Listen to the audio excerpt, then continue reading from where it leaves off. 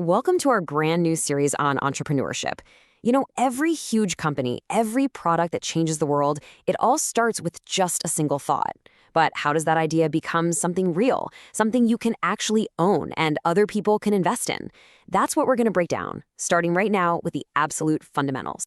So this is the big question, isn't it? You've got this amazing idea, but how do you actually turn it into an asset, something tangible that people can own a piece of? Let's walk through that transformation together, step by step. Okay, so it all begins with that light bulb moment, right?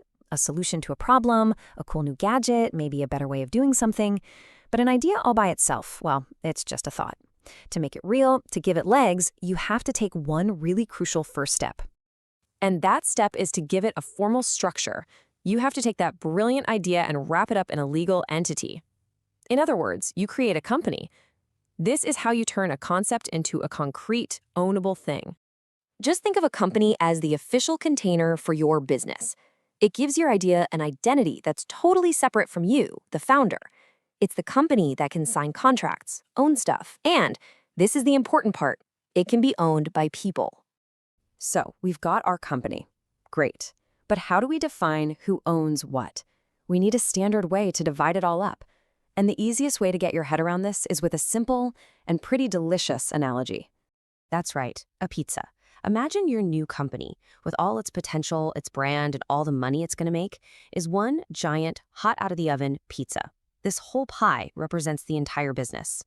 Now, if you want to bring in a partner, or maybe sell a piece to an investor, you can't just tear off a random chunk.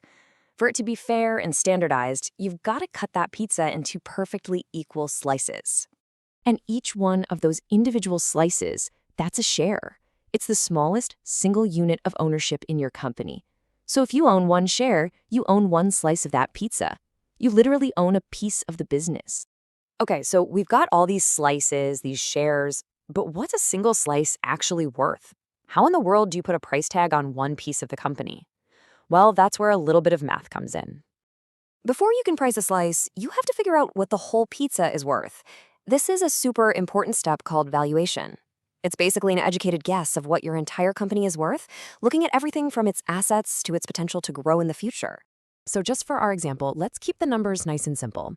Let's say we figure out that our new company, our whole pizza, has a valuation of $100,000. The next part is easy. It's just simple division. We take that total value, the $100,000, and we divide it by the total number of slices or shares that we've created. And let's say when we set up our company, we decided to cut our pizza into 10,000 slices. So we have 10,000 total shares out there. And here's how that simple formula plays out. $100,000 in total value divided by 10,000 shares gives us a price of $10 per share. Each slice of our pizza is worth $10.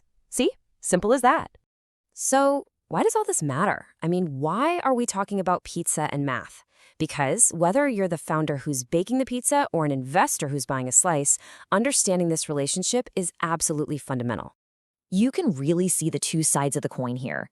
If you're the founder, your main job is to make the entire pizza bigger and better. You want to grow the company's total valuation.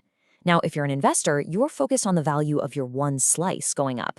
But here's the beautiful part. When the whole pizza gets more valuable, every single slice is worth more. So those goals are perfectly aligned. So let's just do a quick recap of that journey. That spark of an idea gets formalized into a company.